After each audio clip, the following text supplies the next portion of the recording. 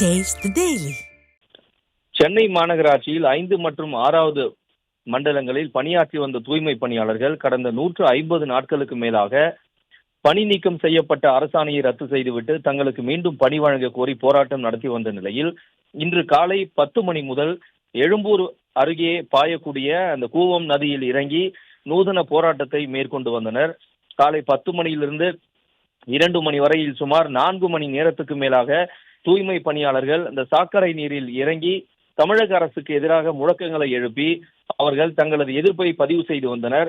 குறிப்பாக திமுக ஆட்சிக்கு வந்தால் சென்னை மாநகராட்சியில் 10 ஆண்டுகளுக்கு மேலாக தூய்மை பணியாளராக பணியாற்றி வருபவர்கள் பணி நிரந்தரம் செய்யப்படுவார்கள் என்ற வாக்குறுதியை நிறைவேற்ற கோரிதான் தூய்மை பணியாளர்கள் கடந்த ஆகஸ்ட் மாதம் போராட்டம் நடத்தினர். ஆனால் திமுக அரசை எதிர்த்தும் சென்னை மாநகராட்சியை எதிர்த்தும் போராட்டம் நடத்தியதாக கூறி போராட்டத்தில் ஈடுபட்ட சுமார் 2000க்கும் அதிகமான தூய்மை பணியாளர்களை சென்னை மாநகராட்சி அதிரடியாக நீக்கியது. அது மட்டுமல்லாமல் ஏற்கனவே 10 ஆண்டுகளுக்கு மேலாக ஒப்பந்த அடிப்படையில் பணியாற்றி வந்த தூய்மை பணியாளர்களை மீண்டும் ராம்கி என்ற வேறொரு தனியார் நிறுவனத்தில் குறைந்த ஊதியத்தில் பணி அமர்த்திய சென்னை மாநகராட்சியை கண்டித்தும் பணி நீக்கம் செய்யப்பட்டதை ரத்து செய்துவிட்டு தங்களுக்கு மீண்டும் பணி வழங்க கோரி 150 நாட்களுக்கு மேலாக பல்வேறு கட்ட போராட்டங்களை நடத்தி வந்த தூய்மை பணியாளர்களின் போராட்டத்தை தமிழக அரசும் சென்னை மாநகராட்சியும் கண்டுகொள்ளாமல் இருப்பதை கண்டிக்கும் விதமாக தான் இன்று இந்த நூதன போராட்டத்தை பணி நீக்கம் செய்யப்பட்ட தூய்மை பணியாளர்கள் கூவம் ஆற்றில் இறங்கி போராட்டம் நடத்தினர்.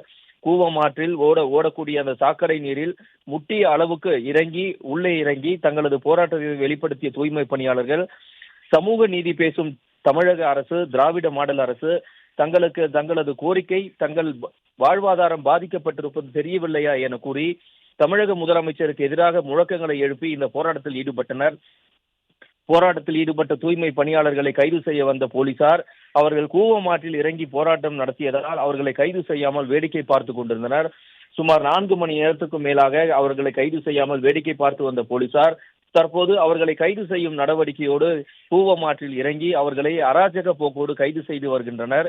தூய்மை பணியாளர்களின் போராட்டத்தை தொடர்ந்து ஒடுக்கி வரும் காவல்துறையினரும் தமிழக அரசும் தங்களது கோரிக்கை நிறைவேறும் வரை போராட்டம் வெவ்வேறு வடிவங்களில் தொடரும் என்று எச்சரித்த வண்ணம் தொடர்ந்து பல்வேறு கட்டமாக நூதன முறையில் தூய்மை பணியாளர்கள் தங்களது போராட்டத்தை வெளிப்படுத்தி வருகின்றனர்.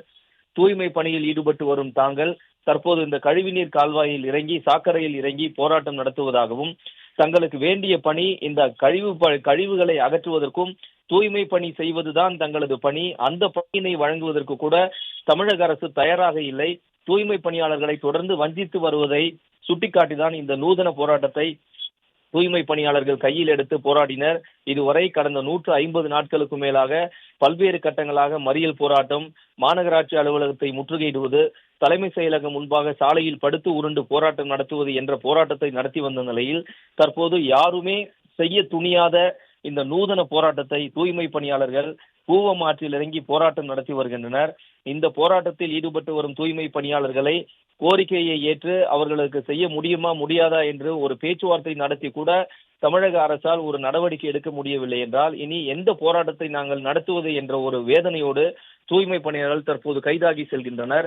இருந்தாலும் கூட தூய்மை பணியாளர்களின் கோரிக்கை நிறைவேறும் வரை தங்களது போராட்டம் பல்வேறு வடிவங்களில் தொடரும் என்று எச்சரித்த வண்ணம் அவர்கள் கைதாகி வருகின்றனர்.